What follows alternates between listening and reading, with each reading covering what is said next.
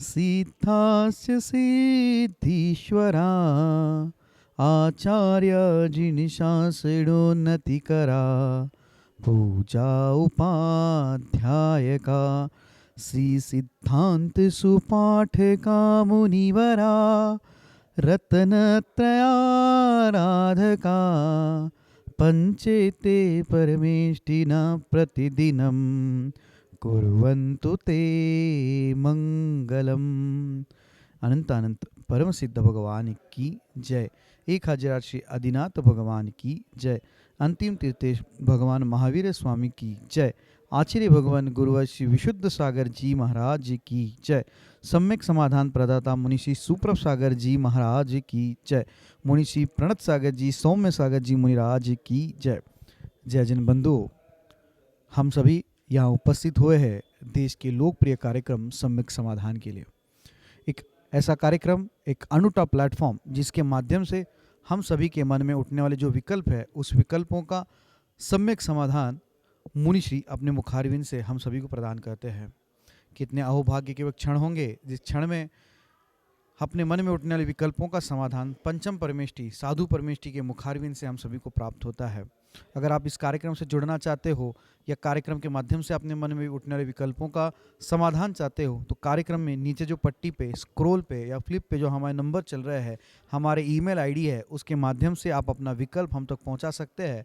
उस विकल्पों को एकत्रित करके मुनिषी तक पहुंचाया जाएगा। वो मुनिषी के मुखारविंद से हम सभी लोग सम्यक समाधान प्राप्त करेंगे। सम्यक समाधान के माध्यम से आप अपने विकल्पों का समाधान प्राप्त कर ही सकते हैं एवं उस विकल्प के कारण अन्य लोगों के मन में जो विकल्प है उसके विकल्पों का भी समाधान हम सभी प्राप्त कर सकते हैं।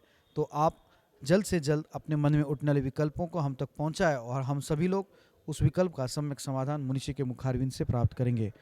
मुनिषी के चरणों में नमोस्तु करते हुए आज के उस कार्यक्रम को, लोकप्रिय कार्यक्रम की शुरुआत करते हैं। मुनिषी प्रणत सागर जी महाराज से निवेदन करते हैं कि हे स्वामी, आज के कार्यक्रम को गति प्रदान करते हुए संचालित करें। नमोस्तु नमोस्तु नमोस्तु। ओम नमः सिद्धेभ्य। नमः श्रीवर्धमानाय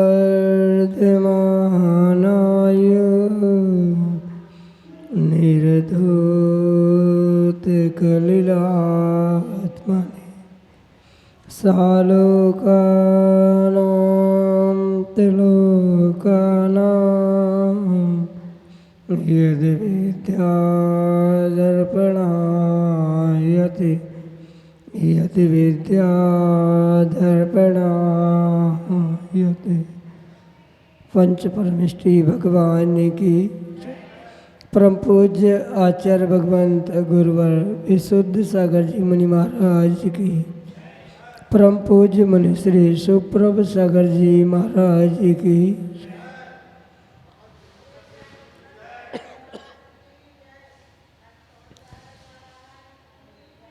समीचीन विकल्पों का सम्यक समाधान, सम्यक ज्ञान की वह अनूठी विधा जिसके माध्यम से हम सभी प्रतिदिन अपने मन के उन अनेकानेक समीचीन विकल्पों का सम्यक समाधान आगम के परिप्रेक्ष्य में प्राप्त करके अपने मन को निर्विकल्पता की ओर ले जाने का प्रयास करते हैं।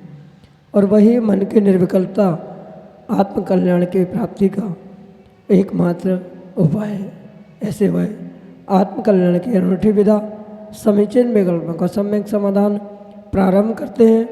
और आज के पहले विकल्प के लिए श्रीमती विनीता जैन, विदिशा मध्य प्रदेश से महाराज श्री के चरणों में बारंबार नमोस्तु निवेदित करते हुए अपना समीचीन विकल्प रख रहे हैं कि महाराज जी, मैं स्वाध्याय करती हूँ, विशुद्ध सागर जी महाराज के प्रवचन एवं उन्हीं के ग्रंथों का स्वाध्याय करती हूँ।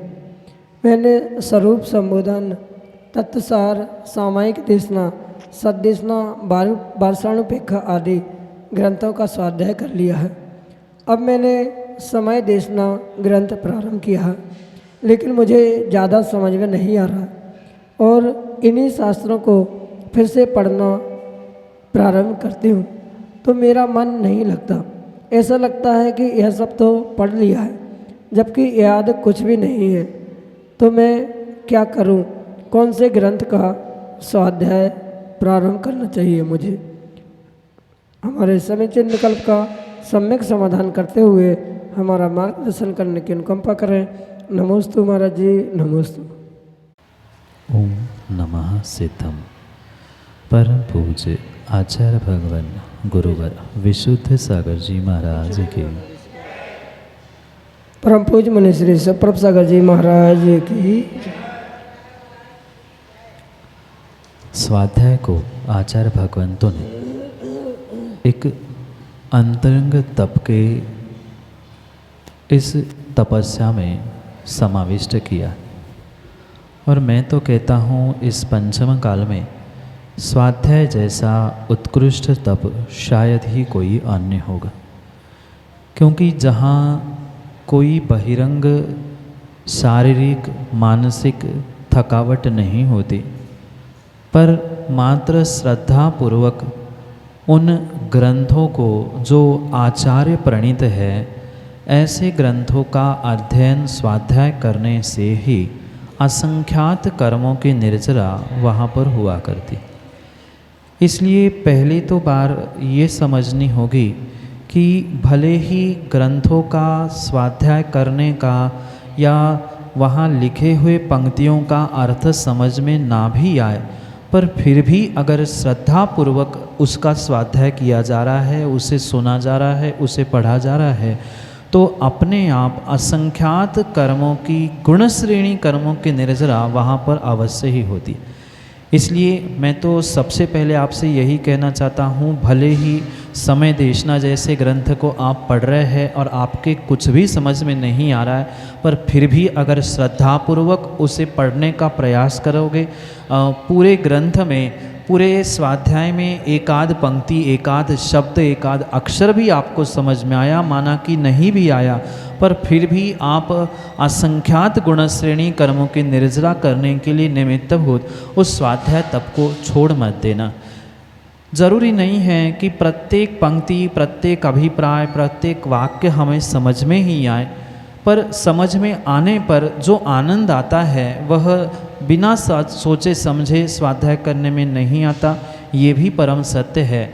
इसलिए आप ऐसा पुरुषार्थ करें कि अगर आप आचार्य भगवंत विशुद्ध सागर जी महाराज के ही ग्रंथों को पढ़ना आज तक प्रारंभ कर चुके हैं या आपको वही पढ़ना सुनना अच्छा लगता है, तो वर्तमान में आचार्य भगवंत के ऐसे बहुत सारे ग्रंथ हैं, शायद उनके नाम आपने अभी तक सुने भी नहीं है। जैसे तत्वार्थ देशना है, योग सार पर आचार्य भगवंत की टीका है, अनेकानेक सार समुच्चय ग्रंथ पर 6 भाग है, सद देशना या परमार्थ देशना आदि अनेकानेक ग्रंथ है। आप उनका स्वाध्याय करने का प्रयास करें। जिनको पढ़ा है उनको पढ़ने में दोष नहीं है। भले ही आपको ये लगता है कि हमने ये पढ़ा है, पर पुनः पुनः उन्हें पढ़ने से कर्मों की निर्जरा होगी। जो आप भूलने का आपको ये भ्रम है कि हम भूल रहे हैं, याद नहीं है, तो पुनः पुनः पढ़ने से पुनः याद होने की संभावना है।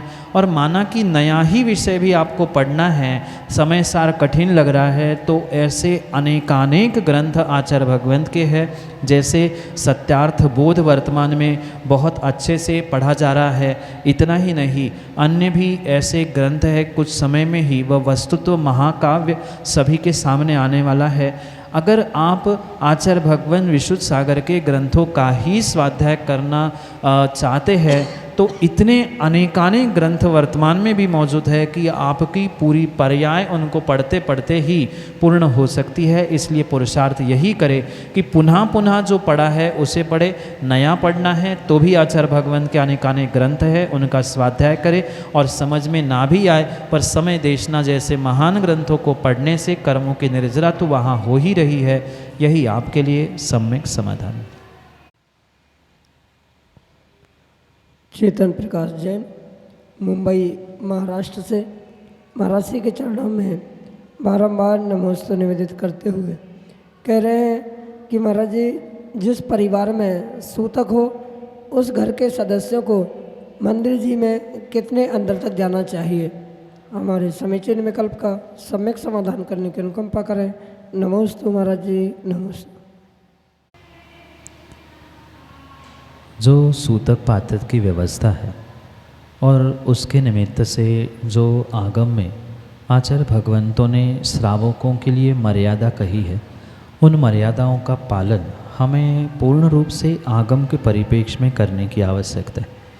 क्योंकि भिन्न भिन्न क्षेत्रों में, भिन्न भिन्न स्थानों में भिन्न भिन्न की परंपराएं इस सूतक पातक आदि को लेकर देखने में आती है। किन्हीं स्थानों में पूर्ण जब तक सूतक पातक चल रहा है, मतलब 13 दिन या 10 दिन पूर्ण रूप से मंदिर के अंदर जाने का निषेध है। किन्हीं स्थानों में तीसरे दिन का बाद जाया जाता है। आजकल तो मैंने किन्हीं किन्हीं नगरों में देखा कि वहाँ अभी दाग दे के आए नहीं हैं, मतलब अंतिम संस्कार करके नहीं आए हैं, तभी दूसरे दिन ही पहुँच रहे हैं, उसी दिन पहुँच रहे हैं, नहा के पहुँच रहे हैं। तो आगम की व्यवस्था को इस परिप्रेक्ष्य में बहुत अच्छे से समझने की आवश्यकता है। आगम में आचार्य भगवंत का स्पष्ट यही वर्णन प्राप्त होता है कि जब तक सूतक है तब तक श्रावकों को पूर्ण रूप से मर्यादा का परिपालन करना आवश्यक है। जैसे ये मानस स्तंभ या कहीं दूर से बाहर से दिखने वाले वेदी आदि के दर्शन आदि करने में किंचित भी दोष नहीं है, मंदिर प्रांगण में जाने में भी दोष नहीं है, पर जहाँ साक्षात भगवान की वेदी विराजमान है, जहाँ पुजारी यत्र तत्र घूम रहे हैं, अपनी पूजा पाठ स्तोत्र पाठ आदि कर रहे हैं, ऐसे सार्वजनिक स्थानों पर जाना उन दिनों में पूर्ण रूप से वर्जित है। पहले 3 दिन जब तक खारी नहीं उठती या जब तक शुद्धि नहीं होती तब तक तो उन स्थानों में बिल्कुल भी नहीं जाना चाहिए। और अन्य स्थानों में, माना कि कुछ उत्तर भारत के नगरों की ऐसी परंपरा है कि चौथे दिन वहाँ मंदिर जाया जाता है, गंधोदक लिया जाता है, पर आगम के परिप्रेक्ष्य में 12 दिन तक या 10 दिन तक गंधोदक नहीं लेना चाहिए। 13वें दिन जब शुद्धि होती है या 11वें दिन जब शुद्धि होती है, विधान होता है, तभी गंधोदक लेकर परिवारजनों को शुद्धि कर कर ही मंदिर में पहुँचना चाहिए। ये आगम विधान है। पर वर्तमान की क्षेत्रीय परंपरा की अपेक्षा से कम 3 दिन तो परिवारजनों को मंदिर के भीतर प्रवेश भी नहीं करना चाहिए। हाँ, मंदिर के वेदी के कहीं बाहर से दर्शन हो रहे हैं, मानस स्तंभ में भगवान के दर्शन हो रहे, उसमें कोई दोष नहीं है। पर ये पक्का है कि 3 दिन की अशुद्धि जो सूतक पातक आदि के निमित्त से मानी जाती है, उन दिनों में मंदिर के कोई भी सामग्री जैसे चटाई, कुर्सी, टेबल, पाटा आदि को भी स्पर्श नहीं करना चाहिए। ये आगम की व्यवस्था को समझते हुए ही क्षेत्रीय और तात्कालिक व्यवस्था को हमें व्यवस्थित समझने की आवश्यकता है। पर आगम तो यही कहता है कि 12 दिन की पूर्ण मर्यादा की आवश्यकता है। अगर आप नहीं रह पा रहे हो तो कम से कम वेदी से और मंदिर से, पुजारियों से इतनी मर्यादा होनी चाहिए जिसके निमित्त से आपकी वह अशुद्ध वर्गणाएँ उन्हें स्पर्शित करते हुए मंदिर का और वहाँ वेदी पुजारी आदि का जो वातावरण है, वर्गणाएँ है, दूषित ना हो, इतनी मर्यादा से ही कार्य करना चाहिए। इसलिए आगम के परिप्रेक्ष्य में तो 13वें दिन ही पूर्ण रूप से अंदर शुद्धि के बाद विधान के समय में द्रव्य चढ़ाने के लिए पहुंचना चाहिए। नहीं हो रहा है तो कम से कम 3 दिन ऐसी मर्यादा का पालन हो कि जहां किसी भी प्रकार से मंदिर में जाना उन सूतक पातक जीवों के लिए मर्यादा का उल्लंघन करना उचित नहीं है। इसका ध्यान रखते हुए ही क्षेत्रीय परंपरा और आगम की व्यवस्था को समझते हुए ही कार्य करने की आवश्यकता है। यही आपके लिए सम्यक समाधान। प्रीति जैन, जतारा, मध्य प्रदेश से महाराज के चरणों में बारंबार नमोस्तु निवेदित करते हुए अपना प्रश्न रख रहे हैं कि महाराज जी, पार्श्वनाथ भगवान के 10 भाव के बैर का वर्णन जो ग्रंथों में आता है, लेकिन पार्श्वनाथ भगवान का जीव 4 भाव में स्वर्ग में रहा और कमठ का जीव नरक में रहा, तो फिर उनका उन भावों में बैर कैसे रहा? हमारे समीचीन विकल्प का सम्यक समाधान करने की अनुकंपा करें। नमोस्तु महाराज जी, नमोस्तु। सबसे पहले तो ये बात समझनी होगी कि किसी भी व्यक्ति को वैर भाव धारण करने के लिए सामने वाला व्यक्ति प्रत्यक्ष हो ये ज़रूरी नहीं है।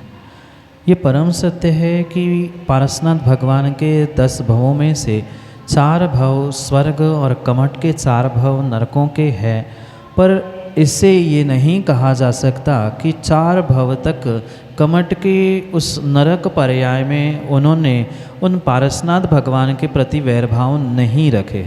अगर वैरभाव नहीं होते तो अगली पर्याय में पुनः ऐसा नियोग बनकर वे जहाँ पारसनाथ भगवान पहुँचते थे वही कमठ का जीव क्यों पहुँचता था, या कमठ का जीव जहाँ था वही पारसनाथ का जीव क्यों पहुँचता था।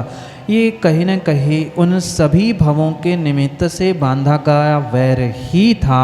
वैर भाव होना और वैर भावों का प्रदर्शन होना ये भिन्न विषय। 6 भवों में साक्षात प्रत्यक्ष रूप से उन वैर भावों का प्रदर्शन तो हुआ था, पर वैर भाव उन नरक पर्याय में भी कमठ के पास थे, ठूस ठूस के भरे थे, पूर्ण रूप से थे। अन्यथा अगली पर्यायों में पुनः नियोग बनकर वे एक साथ जन्म लेना, पुनः उस वैर भावों का प्रदर्शन करना, उस वैर भावों से पारसनाथ भगवान के जीव की हत्या करना, ये कतई संभव नहीं हो सकता था। इसलिए ये अवश्य समझे कि स्वर्ग और नरक इन दोनों भिन्न भिन्न गतियों का वहाँ दोनों जीवों के निमित्त से परिणमन बिल्कुल दिख रहा है, पर ऐसा नहीं कहा जा सकता कि इन 4 भवों में तीर्थंकर पारसनाथ के प्रति कमठ का जीव वैर भाव छोड़ चुका था, ऐसा उसका कभी भी अर्थ नहीं निकल सकता। जैसे जीव ने पुण्य पाप किए वैसे उसे फल मिल रहे हैं, और नारकियों का तो वैर भाव शाश्वत ही हुआ करता है। इसलिए अवश्य समझे, नरक में जाकर भी उस कमठ के जीव ने कहीं न कहीं तीर्थंकर पारसनाथ भगवान के जीव के प्रति, भले ही उन पर्यायों के प्रति नहीं, पर तत्त जीव के प्रति वैरभाव अवश्य ही थे, और वैरभाव के कारण ही नरक गया। और पुनः नरक से आकर जो मध्यलोक में भी जन्म ले रहा था, वहाँ भी कुछ ऐसे ही जन्म उन्होंने धारण किए थे, जैसे सर्प, सिंह आदि पर्यायों को प्राप्त किया, तो वहाँ पर उन्होंने वैर भाव बांध के रखे थे, वैर भावों के साथ ही नरकों में थे। इसलिए वह वैर भावों का प्रदर्शन करने के लिए पुनः मध्यलोक में आकर उस भावों का या भीतर की कसायों का भगवान के जीव पर बदला लेने का पुरुषार्थ प्रयास वहाँ पर किया गया। ये समझते हुए ही वहाँ आचार्य भगवंत के कथानकों को सत्य समझना होगा कि तीर्थंकर पारसनाथ भगवान के प्रति कमठ के 10 भवों का ही वैर भाव था। प्रदर्शन 6 भवों में हुआ, प्रकटीकरण 6 भव में हुआ, पर 10 ही भवों में तीर्थंकर के प्रति उस कमठ का वैर भाव बना रहा। यही समझने के लिए आपके लिए सम्यक समाधान। श्रीमती पुष्पा सेरिया, गुरसराय, उत्तर प्रदेश से अगले समीचीन विकल्प के लिए। हे महाराज जी नमोस्तु। जिस शहर में मुनिराज या आरिका हों, यदि उनको सम्मानपूर्वक अपने कार्यक्रम में बुलाया नहीं जाए तो क्या वहाँ जाना उचित है? इस प्रकार की मेरी शंका का समाधान करें महाराज जी नमोस्तु। माँ आगम में आचार्य भगवंतों ने उन्हीं जीवों को सम्यक दृष्टि कहा है जो सच्चे देव, शास्त्र और गुरुओं को मानते। अगर कोई सच्चे देव, शास्त्र, गुरु में से किसी एक को भी नहीं मानता है तो वह कौन है, क्या है, ये आप स्वयं समझ गए होंगे। और अगर ऐसे जीवों के, ऐसे व्यक्तियों के कुछ क्रियाओं में आप सम्मिलित हो रहे हैं तो कहीं न कहीं आपको उन सम्यक रहित जीवों की पुष्टि करने का, मिथ्यात्व की अनुमोदना करने का अवश्य ही दोष लगेगा ही लगेगा। उसमें किंचित भी कोई दोष है ही नहीं है। इसलिए आपको ये सरासर विवेक रखने की आवश्यकता है कि सामने वाला व्यक्ति किन अभिप्राय से आपको बुला रहा है। मात्र एक भीड़ का अंग बनाकर अपनी वाहवाह लूटने के लिए, अपनी मान कसाय की पुष्टि करने के लिए अगर वह आपको सम्मानपूर्वक बुला रहा है पर वहाँ गुरु का सम्मान नहीं है, प्रभु का सम्मान नहीं है या जिनवाणी का भी यथोचित सम्मान नहीं है, तो ऐसे स्थानों पर जाकर आप अपने सम्यक की विराधना ना करें। यही सर्वोत्कृष्ट कार्य हुआ करता है।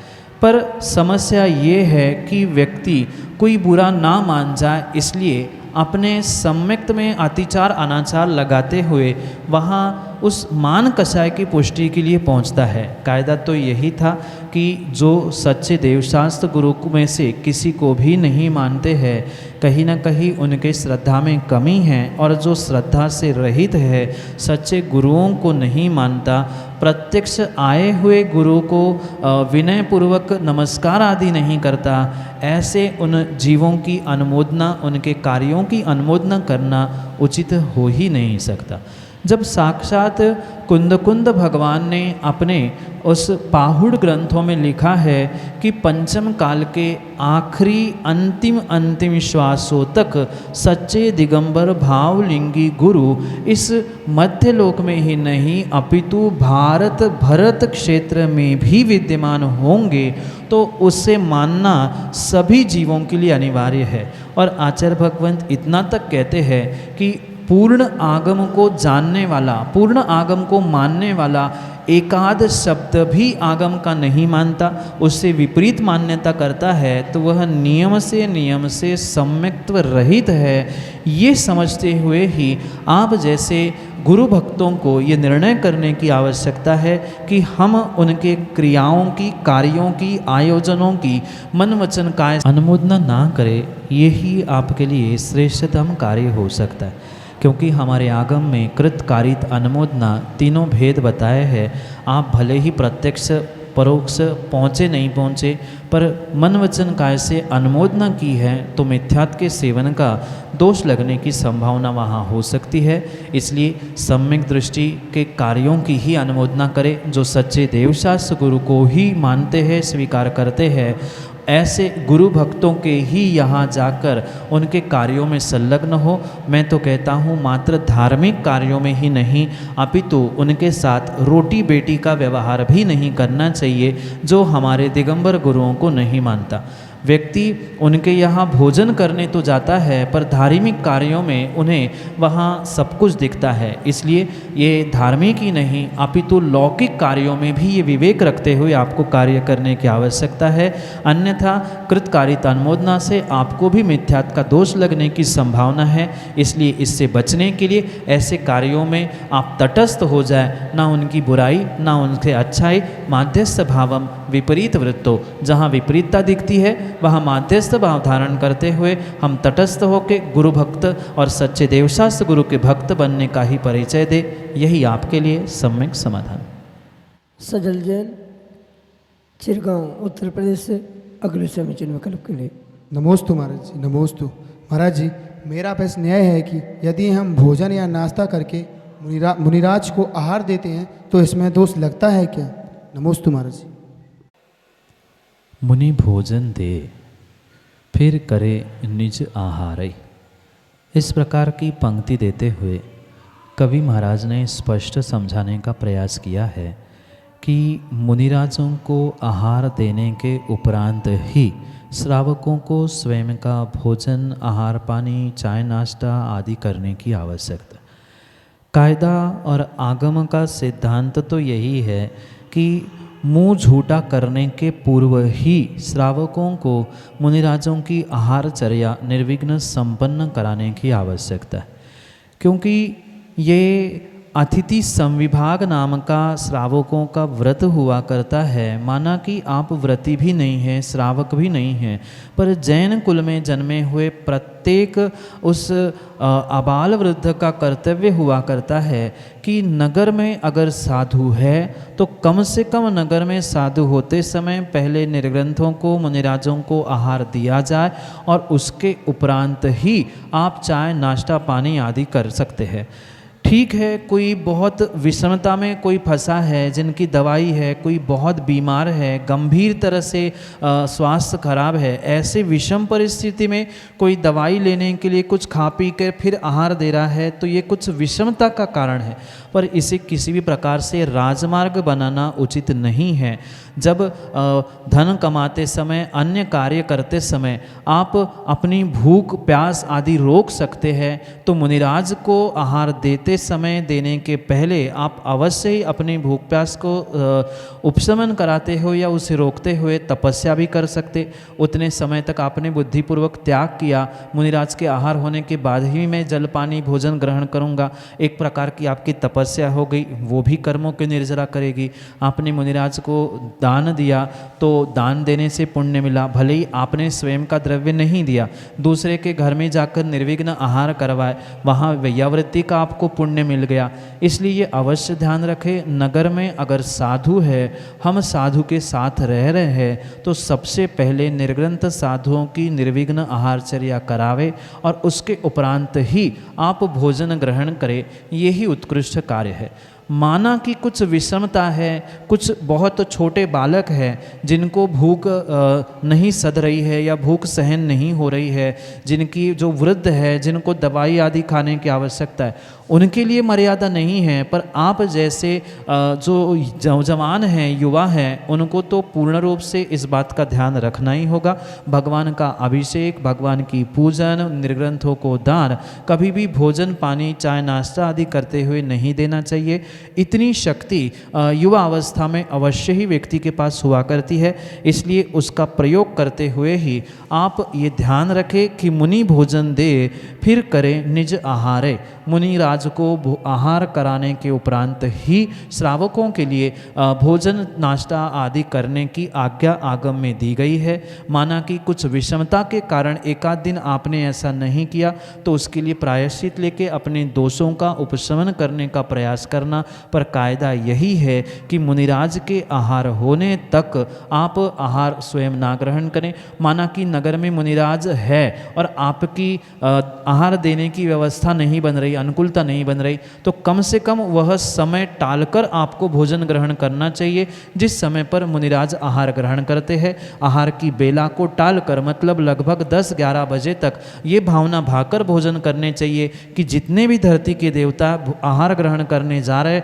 उनका निर्विघ्न आहार हो। इन भावनाओं को ध्यान रखने के साथ साथ ही वह आहार की बेला को छोड़कर ही श्रावकों को और आप जैसे युवाओं को आहार भोजन ग्रहण करनी चाहिए। भले ही नगर में मुनिराज नहीं है, पर हम ये भावना अवश्य ही भा सकते हैं। 10 बजे तक भूखे रहना बहुत बड़ी बात नहीं है, 10-11 बजे तक आप वैसे ही भूखे रह सकते हो। इसका ध्यान रखते हुए मर्यादा के साथ ही कार्य करें, विषमता में व प्रायश्चित लेकर उसको पूर्ण करें, यही आपके लिए सम्यक समाधान। जय जन बंधुओं, हम सभी लाभ ले रहे थे लोकप्रिय कार्यक्रम सम्यक समाधान का। प्रतिदिन यह कार्यक्रम 5:13 पे YouTube चैनल सुप्रभ उवाच के माध्यम से प्रसारित होता है।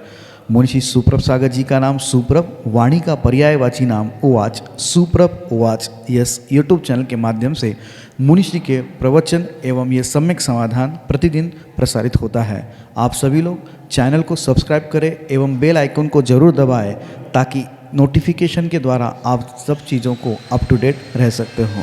प्रतिदिन मुनिश्री के प्रवचन शाम को 7:40 पे जिनवार टीवी के माध्यम से प्रसारित होते हैं। आप सभी लोग घर बैठे मुनिश्री के प्रवचन के लाभ जिनवार टीवी के माध्यम से ले सकते हैं। सम्यक समाधान यह कार्यक्रम प्रतिदिन ठीक 4 बजे अपने आदिना टीवी चैनल के माध्यम से प्रसारित होता है। एक नया टीवी चैनल आदिना टीवी चैनल, जिसके माध्यम से यह सम्यक समाधान का प्रसारण ठीक 4 बजे होता है। आप सभी लोग घर बैठे टीवी के माध्यम से भी इस कार्यक्रम का लाभ लेते हुए अपने मन में उठने वाले विकल्पों का सम्यक समाधान प्राप्त कर सकते हैं। 8707548811 यह हमारा व्हाट्सएप का नंबर है। आप इस व्हाट्सएप के नंबर पे अपने विकल्प भेज सकते हैं एवं इस विकल्पों को एकत्रित करके मुनिश्री तक पहुंचाया जाएगा और मुनिश्री के मुखारविंद से हम सभी लोग उसका सम्यक समाधान प्राप्त करेंगे।